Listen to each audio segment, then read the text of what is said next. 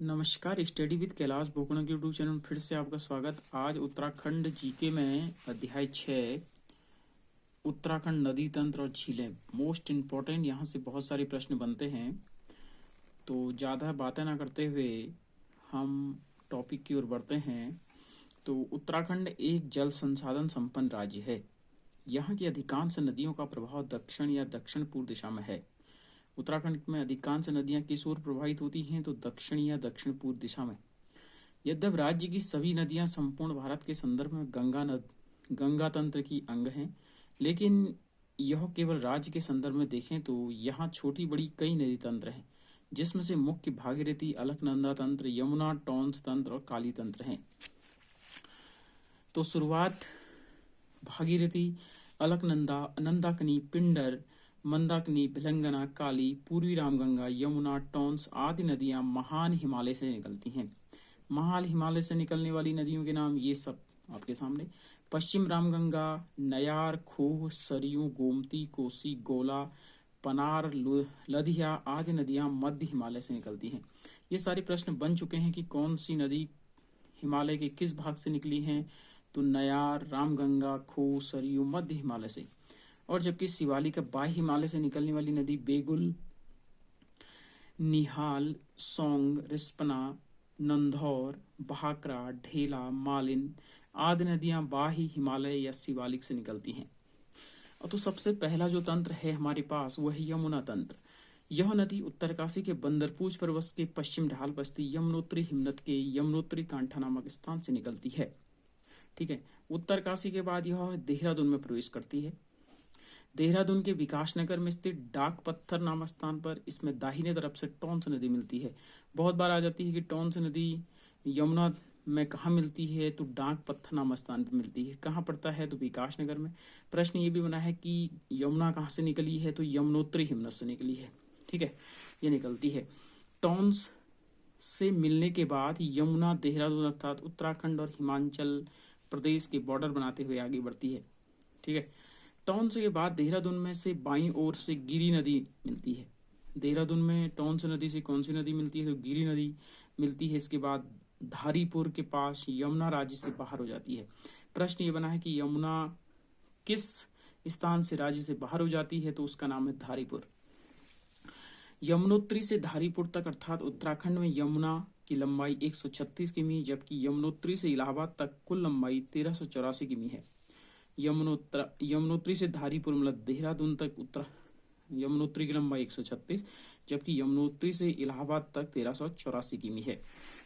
टोंस नदी उत्तरकाशी में यमुनोत्री हिमनद के पश्चिम में स्थित रूपिन सुपिन हिमनद से निकलती है। टोंस कहाँ से निकलती है? तो उत्तरकाशी में यमुनोत्री हिमनद के पश्चिम में। किस हिमनद से निकलती है? तो रूपिन सुपिन हिमनद से निकलती है। प्रश्न ये बहुत बना है कि टोंस नदी कहाँ से निकलती है? तो रूपिन सुपिन हिमनद से निकलती है। उत्तराखंड, उत्तरकाशी और देहरादून हिमाचल के बॉर्डर पर 148 किमी बहने के बाद यमुना से मिल जाती है। हिमाचल का बॉर्डर कौन सी नदी बनाती है? तो टोंस नदी। यमुना नदी तंत्र के बाद आते हैं गंगा तंत्र। यमुना तंत्र से पूर्व उत्तराखंड में गंगा नदी को गंगा के नाम से देवप्रयाग के बाद से जाना जाता है, जबकि गंगोत्री से देवप्रयाग तक से भागीरथी के नाम से जाना जाता है। मोस्ट इंपॉर्टेंट, कहाँ से गंगा को गंगा के नाम से जाना गया है? देखो, देवप्रयाग के बाद। और देवप्रयाग तक इसे क्या कहते हैं? तो भागीरथी के नाम से जाना जाता है। गंगोत्री से देवप्रयाग तक इसे भागीरथी कहते हैं। देवप्रयाग के बाद से गंगा कहा जाता है। देवप्रयाग में भागीरथी और अलकनंदा मिलकर जब गंगा के नाम से आगे बढ़ती है तो पौड़ी की ब्यास घाटी के पास बाईं ओर से नयार, ठीक है, नदी मिलती है। आगे बढ़ने पर देहरादून के ऋषिकेश में दाईं ओर से चंद्रभागा नदी और फिर आगे बढ़ने पर दाईं ओर से सोंग नदी मिलती है। सोंग नदी और चंद्रभागा नदी किसकी सहायक नदी हैं? तो गंगा की सहायक नदी है। चंद्रभागा नदी कहाँ मिलती है? ऋषिकेश में मिलती है। और दाईं ओर से कौन सी मिलती है? तो सोंग नदी मिलती है। हरिद्वार जिले में गंगा में रतमऊ तथा सोलानी नदियां मिलती हैं। हरिद्वार जिले में गंगा से कौन सी नदियां मिलती हैं? तो रतमऊ तथा सोलानी नदियां मिलती हैं। देवप्रयाग में हरिद्वार की सीमा तक अर्थात राज्य में गंगा की लंबाई 96 किमी है। देवप्रयाग से हरिद्वार तक गंगा की लंबाई बताइए, तो 96 किमी है। भागीरथी नदी तंत्र देख लेते हैं। भागीरथी नदी उत्तरकाशी जिले के सुदूर उत्तर पूर्व में स्थित गंगोत्री कस्बे से 19 किमी दूर स्थित शिवलिंग शिखर से सटे गंगोत्री हिमनद के गौमुख नामक स्थान से निकलती है। गौमुख से देवप्रयाग तक इसमें कई नदियां मिलती हैं। ये भी उत्तरकाशी से ही निकलती है। ठीक है, 19 किमी स्थित शिवलिंग सटे गंगोत्री हिमनद के गौमुख नामक स्थान से निकलती है। गंगोत्री के समीप भागीरथी में मिलुन गंगा, गंगोत्री के समीप भागीरथी में कौन सी नदी मिलती है? तो मिलुन गंगा। ठीक है, केदार गंगा, जानवी या जाड़ गंगा नदियां मिलती हैं। ये बहुत बार आया है। मिलुन गंगा किसकी सहायक नदी है? केदार गंगा किसकी सहायक नदी है? जानवी या जाड़ गंगा किसकी सहायक नदी है? तो भागीरथी की। गंगोत्री से आगे बढ़ने पर इसमें छोटी छोटी 10 से अधिक नदियां मिलती हैं, जिनमें से एक सिया गंगा झाला के पास मिलती है। शिया गंगा भी किसकी सहायक नदी है? केदार गंगा, जानवी गंगा, जाड़ गंगा सब भागीरथी है। गणेश प्रयाग अर्थात पुरानी टिहरी शहर जो कि अब डैम में डूब चुका है, में भागीरथी से भिलंगना नदी मिलती है। भागीरथी और भिलंगना का संगम कहाँ पर है? गणेश प्रयाग में, जो कि पुराना टिहरी है, जो नदी डैम में डूब चुका है। भिलंगना खतलिंग ग्लेशियर टिहरी से निकलती है। प्रश्न बना है कि भिलंगना नदी किस ग्लेशियर से निकलती है? तो खतलिंग ग्लेशियर से। कहाँ पड़ता है? टिहरी में पड़ता है। मेदे गंगा, दूध गंगा, धर्म गंगा, बाल गंगा नदियां किसकी सहायक नदी हैं? भिलंगना की सहायक नदियां हैं। देव प्रयाग में भागीरथी में अलकनंदा नदी मिलती है, जो कि अपेक्षाकृत अधिक जल लाती है। गंगोत्री से देवप्रयाग तक भागीरथी की लंबाई बताइए? तो 205 किमी। गंगोत्री से देवप्रयाग तक भागीरथी की लंबाई कितनी है? तो 205 किमी। अलकनंदा उपतंत्र देख लेते हैं। अलकनंदा चमोली के उत्तरी भाग में स्थित संतोपंत शिखर के हिमनद और संतोपंत ताल से निकलती है। निकलकर 195 किमी यात्रा के बाद देवप्रयाग में भागीरथी नदी से मिल जाती है। किस ताल से निकलती है? बहुत बार आया है प्रश्न। अलकनंदा उपतंत्र से, संतोपंत शिखर से निकली है और ताल भी संतोपंती है। ठीक है, सरस्वती, विष्णुगंगा, धौलीगंगा, बिरथी, नाबालिका, लक्ष्मण गंगा, नंदाकिनी, पिंडर और मंदाकिनी आदि नदियां इसकी सहायक नदियां हैं। जल प्रवाह की दृष्टि से राज्य की प्रमुख नदियां हैं। अलकनंदा में सर्वप्रथम लक्ष्मण गंगा नदी मिलती है। आगे बढ़ने पर बद्रीनाथ से उत्तर में स्थित केशव प्रयाग चमोली में सरस्वती नदी से मिलती है। देखो, ये केशव प्रयाग में किन दो नदी का संगम है? तो सरस्वती और अलकनंदा का। ठीक है, अलकनंदा में सर्वप्रथम कौन सी नदी मिलती है? लक्ष्मण गंगा नदी मिलती है। ठीक है, केशव प्रयाग में किन दो नदियों का है? तो अलकनंदा और सरस्वती नदी का है। सरस्वती कामेर चोटी से निकलती है। सरस्वती कहाँ से निकलती है? तो कामेर चोटी से। उत्तराखंड का दूसरा सर्वोच्च शिखर है। केशव प्रयाग के बाद विष्णु प्रयाग चमोली में अलकनंदा में धौली गंगा और विष्णु गंगा नदी मिलती है। ठीक है, अलकनंदा में कौन सी नदी मिलती है? धौली गंगा और विष्णु गंगा नदी मिलती है।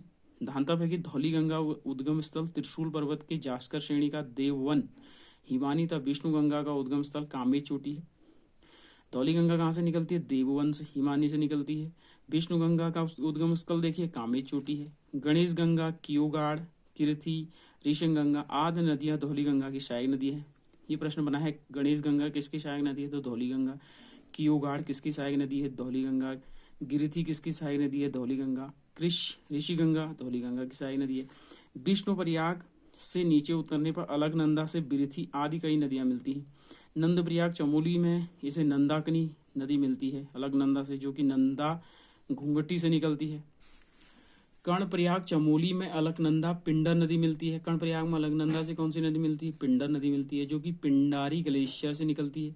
पिंडर की आटाघाट आदि अनेक सहायक नदियां हैं। इसकी गति बहुत तेज है। आटाघाट किसकी सहायक नदी है? पिंडर की। रुद्रप्रयाग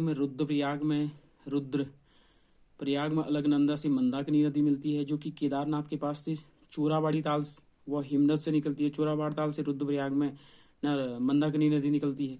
मंदाकिनी की अनेक सहायक नदियां हैं, जिसमें से एक काली गंगा। मंदाकिनी से सोन प्रयाग चमोली से में मिली है। काली गंगा कहाँ मिलती है मंदाकिनी से? तो सोन प्रयाग में मिलती है। देव प्रयाग टिहरी में है। अलकनंदा को बहू कहा गया, भागीरथी को साहस के नाम से। कहाँ पर है इन दोनों का मिलन?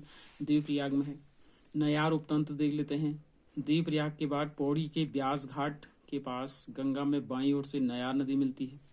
ठीक है, नयार नदी की दो शाखाएं हैं, पूर्व और पश्चिम नयार, जो दूधाधुली पहाड़ी के दो छोरों से निकलकर पौड़ी में बहते हुए शतपुली नामक स्थान पर आपस में मिलने के बाद एक होकर गंगा में मिल जाती है। नयार के दो उपतंत्र हैं, एक पूर्व से पश्चिम। दूधाधुली के दो छोरों से मिलती है, लेकिन गंगा में एक साथ कहाँ पर मिलती है? तो शतपुली में मिलती है। कहाँ पड़ता है शतपुली? तो पौड़ी में पड़ता है। ठीक है, उसके बाद पश्चिम रामगंगा तंत्र। वीडियो लंबा हो रहा है तो कल हम पश्चिम रामगंगा तंत्र पर चर्चा करेंगे। वीडियो पसंद आ रहा है तो लाइक और सब्सक्राइब जरूर करें और शेयर करें। तो कल हम पश्चिम रामगंगा तंत्र पर चर्चा करेंगे। तब तक के लिए इजाजत दीजिए। नमस्कार।